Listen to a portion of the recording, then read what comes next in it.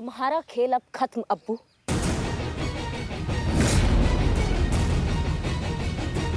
Rocky मार इसको।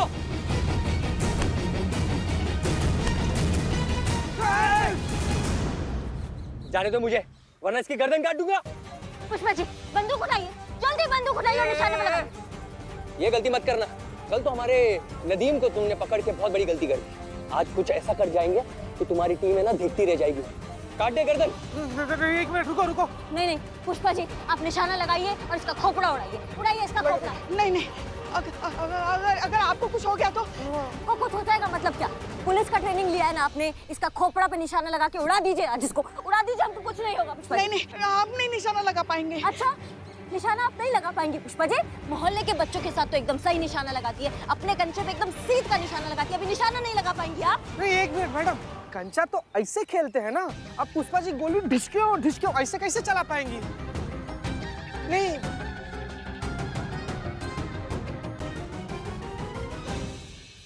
Sorry हम निशाने का बात कर रहे हैं चीते। पुष्पा जी लगाइए निशाना और खोपड़ा उड़ाइए इसका। नहीं हम नहीं लगा पाएंगे, हम चीते को देते चीते।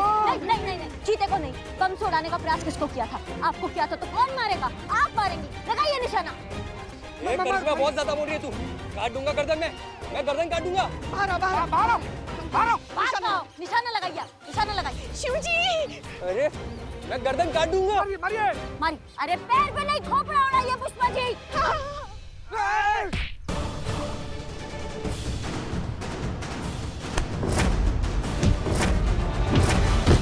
अब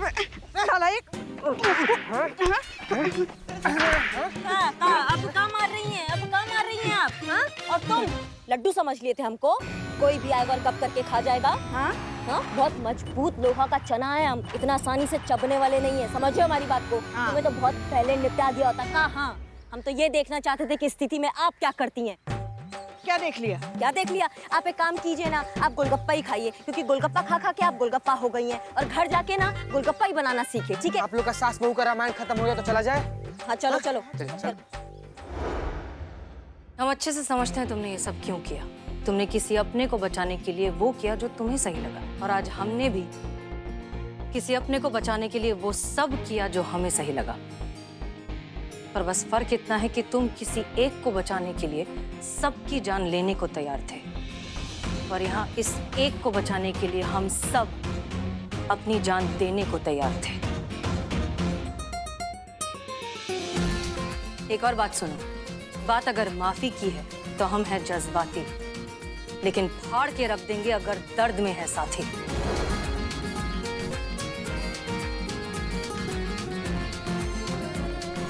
ले जाओ इन्हें। चल।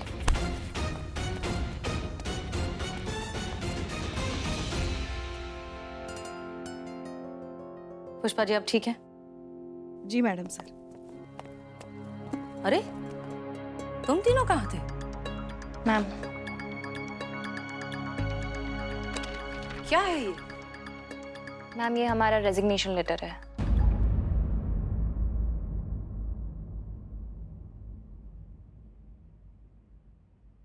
मुझे नहीं लगता कि ये नौकरी कर पाऊंगी मैडम जी, या यूँ कहूँ तो ये नौकरी मेरे लिए बनी ही नहीं है। कहाँ से लाऊंगी इतना पेशेंस, इतना सब्र? क्या कुछ नहीं छोड़ना पड़ता है, त्यागना पड़ता है। मुझसे नहीं हो पाएगा मैडम जी, मुझे माफ़ कीजिए। मैम हमसे भी नहीं हो पाएगा। वो कार ब्लास्ट के बाद हम समझ गए कि ये जगह हमारे लिए नहीं है।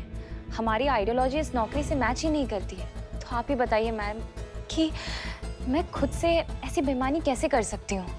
सॉरी मैडम, हमसे नहीं हो पाएगा, ये मेरे लिए जगह नहीं है। मैडम मैं तो पहले ही सॉरी बोलकर जाना चाहती थी, पर ये क्राइसिस देख के मैंने सोचा कि मैं यहाँ पे रुक जाती हूँ। ये सच है कि मैं उड़ना चाहती हूँ, पर यह आसमान मेरे लिए नहीं है। शायद मैं कोई और आसमान के लिए बनी। अब्दुल, मेरे हस्बैंड जो मुझसे इतना प्यार करते हैं, मेरे सारे सपनों को पूरा करना चाहते हैं, मैं कैसे एक गलत परवाज़ लेकर उसको गुमराह कर दूँ? नहीं आलिया। सॉरी मैडम, मैं नहीं कर पाऊंगी।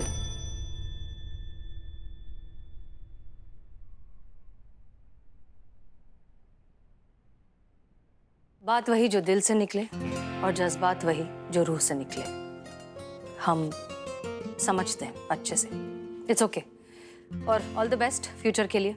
Thank you madam. पर मैम, आपके और आप सबके जज्बे के लिए इतना करना तो बनता है।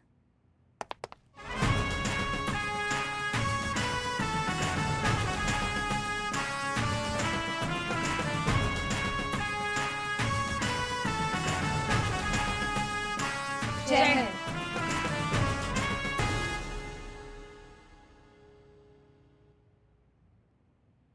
कमाल का नौकरी है ना मैडम सर हमारा भी। जब हमें लगता है कि सब सही हो गया है, केस सॉल्व हो गया है, सब कुछ अच्छा हो गया है, तभी किस्मत का पासा पलटता है और फिर से हम जीरो पर आ जाते हैं। डीएसपी सर का वो धमकी का तलवार अभी भी हमारे थाना पर है। उन्होंने कहा था कि अगर ये लड़कियां बैकआउट कर जाएंगी तो हमारे थाने पर कुछ भी सख्त कदम उठा सकते हैं। मैडम सर, वो क्या सख्त कदम हो सकता है? ये तो हम भी नहीं जानते, लेकिन इतना जरूर जानते हैं कि जो भी होगा साथ मिलकर निपट लेंगे। बिल्कुल मैडम सर। अब देखते हैं क्या सख्त कदम उठाता है डिपार्टमेंट। सर ये बहुत गलत है। महिला पुलिस थाने इसलिए खोले गए थे ताकि यहाँ आने वाले लोगों की बात पूरे दिल से, जज्बात से सुनी जाए, समझी जाए। और अब जब फाइनली हम ऐसा करने में कामयाब हो रहे हैं तो अब क्यों हमारे सारे किए कराए पर पानी फेर रहे हैं सर? हसीना मलिक, सरकारी आदेश है, हम सब लोगों को ये करना पड़ेगा। आप लोगों को तो खुश होना चाहिए। कितने ही महिला थाने बंद हो चुके हैं, कितने महिला थाने बंद होने के कगार पे हैं। अरे मुंबई का ही मिसाल ले लीजिए, वहां के महिला पुलिस थाने क्यों बंद हुए? ये अंडरवर्ल्ड के आतंक के कारण ना। उनके बंद करने का कारण महिला पुलिस कर्मियों की सुरक्षा हेतु। अरे इसमें आपत्ति क्या है? देखिए सर। नो, हाँ लेकिन आप बिल्कुल भी नहीं।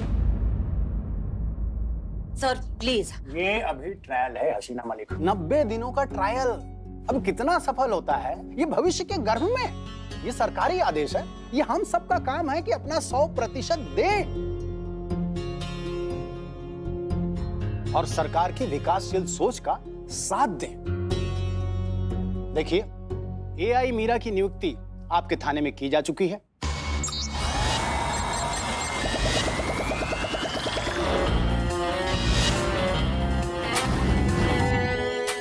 अब ये आप पर निर्भर करता है कि आप उनको ट्रेनिंग देती हैं, उनके साथ कैसा काम करती हैं, कितना सहयोग करती हैं, ये आप पर निर्भर है। सर, एक तो हमारा इसे पर्सनल लेवल पर सवाल था कि एआई क्या होता है सर?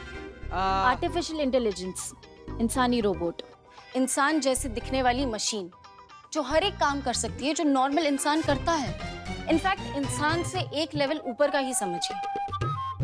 कोई कमी नहीं, कोई कमजोरी नहीं, हर चीज में लॉजिक और कैलकुलेशन के साथ होता है। हाँ, इसका मतलब ये कि इंसानी शरीर में मशीन। नहीं नहीं नहीं नहीं, मशीन पे इंसानी शरीर। गजब है ना? सर वैसे एक बात पूछ सकते हैं, इसके पीछे सुरक्षा के अलावा और कोई दूसरा कारण है? ये तो आपकी टेक स्पेशलिस्ट ही बेहतर बता सकती है। संतोष शर्मा। गजब। जी सर। पुष्पा जी, हमारे देश में महिला पुलिस फोर्स में बहुत ही कम महिला है जो फोर्स ज्वाइन करती हैं। इसलिए हमारे देश के जो साइंटिस्ट टीम है उन्होंने मिलकर एआई नाम की फीमेल रोबोट ऑफिसर जो है उसे बनाया है। इस एआई में महिला पुलिस फोर्स ट्रेनिंग का मैनुअल जो है वो तो अपलोड कर दिया है, लेकिन महिला फोर्स की जो वर्क और फंक्शनिंग है वो उन्हें यहाँ ड्यूटी पर रहकर अपने सिस्टम में अपलोड करना होगा। तभी इस एक्सपेरिमेंट को एक सक्सेसफुल एक्सपेरिमेंट कहा जा सकता है। अगर ऐसा हुआ तो भला किसका होगा? बताइए ना आप लोग। अरे महिला थानों को ही ना। मत भूलिए कि संतोष और पुष्पा जी के साथ क्या हुआ था।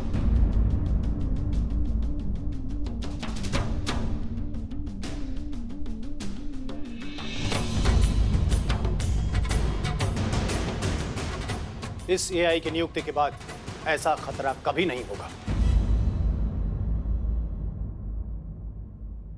बहुत अच्छी बात है सर। महिला पुलिस की सुरक्षा के नाम पर महिलाओं को ही हटाया जा रहा है। हमें कमजोर करार किया जा रहा है। हमें ये जताया जा रहा है कि हम तो ड्यूटी के लायक ही नहीं है, क्योंकि हम खुद की ही सुरक्षा नहीं कर सकते। देखिए हसीना मलिक का सिखा देंगे सर। इस एआई को हम ड्यूटी करना तो बहुत अच्छे से सिखा देंगे सर, लेकिन वो जज्बात कैसे सिखाएंगे जो एक इंसान को दूसरे इंसान से जोड़ते हैं। जब कोई यहाँ अपनी तकलीफ, अपना दर्द लेकर आता है तो हमें भी क्यों तकलीफ होती है, ये बात हम एक मशीन को कैसे सिखाएंगे सर? ये जज्बात उसके अंदर हम कैसे डालेंगे, क्योंकि ये सौगात तो कुदरत ने सिर्फ इंसानों को दी है। एक मशीन में हम जज्बात कैसे डाल सकते हैं सर? इससे अच्छा तो आप ये महिला पुलिस थाना बंद ही कर दीजिए। कम से कम यहाँ जो लोग हमसे उम्मीद लगा कर आते हैं, उनकी उम्मीद हम तोड़ेंगे तो नहीं। All units alert. सभी यूनिट्स को अलर्ट किया जाता है। राजा रोड इलाके में नूर महल नाम की एक इमारत में भीषण आग लगी है, जो प्रतिपल बढ़ती ही जा रही है। इमारत में बहुत से लोग फंसे हैं, जिन्हें तत्काल सहायता की आवश्यकता है। सभी यूनिट्स अलर्ट। उपलब्ध फोर्स जल्द से जल्द घटना स्थल पर पहुंचे। ओवर। माफ कीजिएगा सर, लेकिन हमें जाना होगा। जय सर। चलिए। मिस मलिक, आपके ट्रैक रिकॉर्ड को देखते हुए मैं आपको एक मौका देना चाहता हूं। अगर आपको यह लगता है कि मशीनी महिला पुलिसकर्मी की तैनाती गलत है, तो आपको यह सिद्ध करना होगा। अभी जो आग लगी है वहां पर एआई मीरा को भी भेजा जाएगा। अगर उसके पहले घटनास्थल पर जाकर आपने सब कुछ संभाल लिया तो मैं आपसे वादा करता हूं कि सरकारी आदेश मैं वापस ले लूंगा। और अगर ऐसा नहीं हुआ तो आपको वादा करना होगा कि आपको वही करना होगा जो सरकारी आदेश है। मंजूर।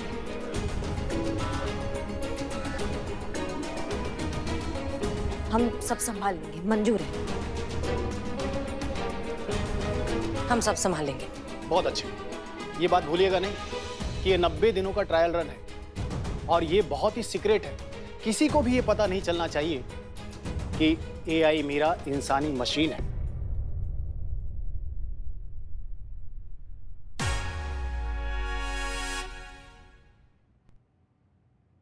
डिपार्टमेंट की इज्जत और प्रतिष्ठा दोनों ट्रायल पर दांव पर लगी हुई हैं। Yes sir. जैन सर। जय।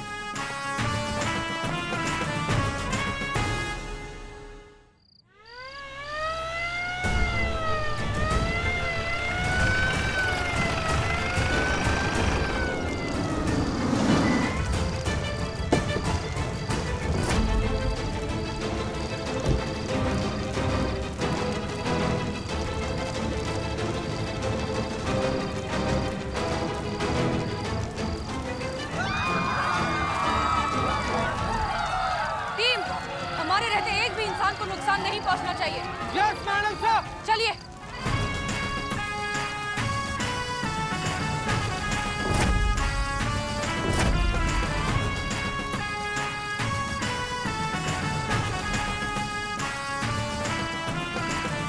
संतोष शर्मा, फायर ब्रिगेड कहाँ है?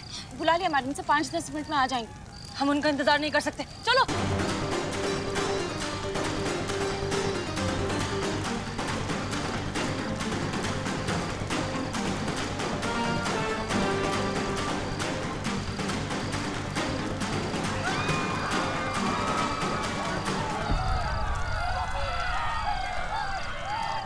जाइए, वहाँ जाइए। संतोष शर्मा, फायर ब्रिगेड कहाँ है? बोल दिया मैडम से, लेकिन वो ट्रैफिक में फंसे हुए हैं। मेरा बच्चा! अरे कहाँ जा रही? मेरा बच्चा छोटा है। अंदर से आपके बच्चे को बचा लेंगे। आपके बच्चे को बचा लेंगे। शांत हो जाइए, अब शांत हो जाइए। करिश्मा से घबरे संभाली, हम उनके बच्चे को लेकर आते हैं। लेकिन मैडम सर आग बहुत बढ़ गया। हाँ, लेकिन फिर भी बचाना तो पड़ेगा ना। हम जा रहे हैं, आप संभालिए। जी मैडम सर। करिश्मा सिंह, ये क्या कर रही हैं आप? करिश्मा सिंह!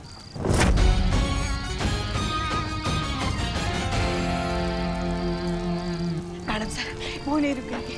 आप तो जानते हैं वो आपको कितना मानते हैं, जरा सी भी आश नहीं आने देंगे आप पर। हमारी बहू है, हम जानते ही नहीं। लेकिन उन्हें कुछ हो गया तो करिश्मा Singh!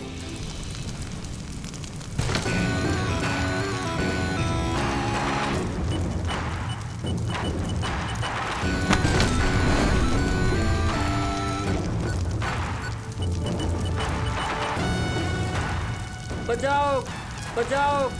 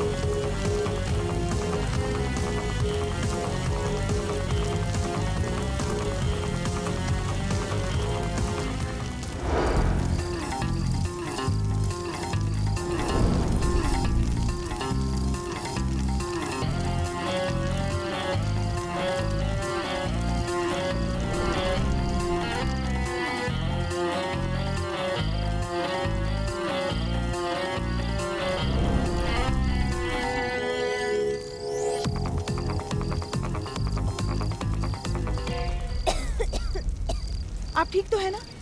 Madam madam madam madam madam Meera, ASI Meera, ma'am कैसे किया आपने ये सब? आपको डर नहीं लगा इस भयानक आग में कूदते हुए? करिश्मा सिंह भी अंदर थी और आपने बच्चे को भी बचाया, आपने दोनों को बचाया। कैसे किया आपने ये चमत्कार?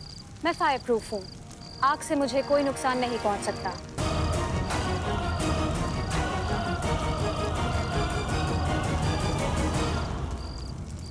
इनके कहने का मतलब ये है कि हम पुलिस वाले हैं, हम किसी और की जान बचाने से पहले खुद की जान के बारे में नहीं सोच सकते, वरना किसी और को कैसे बचाएंगे, यही कहना चाहती हैं ये। करिश्मा मैडम, इनका भौकाल तो आपके भौकाल से भी ज्यादा पावरफुल निकला। आपका क्या कहना है? का भौकाल भौकाल, अंदर हमारी आंखें बंद हो गई थी क्योंकि धुआं था। अब चश्मा तो नहीं लगा लेते ना रात को, हाँ? अंधिया गई थी हमारी आंखें। और वैसे भी अगर ये नहीं भी होती ना तो भी हम बचाते सबको। समझ रहे हैं हमारी बात को? क्या भौकाल का आप बात कर रहे हैं? आपको क्या लगता है मैडम, इस अग्निकांड के पीछे क्या कारण हो सकता है? अरे कारण वारण क्या, भगवान ने ही सब कुछ किया है। भगवान जी के जुल्म की लाठी हम जैसे गरीबों पे ही चलती है। ये सब भगवान का ही किया धरा है।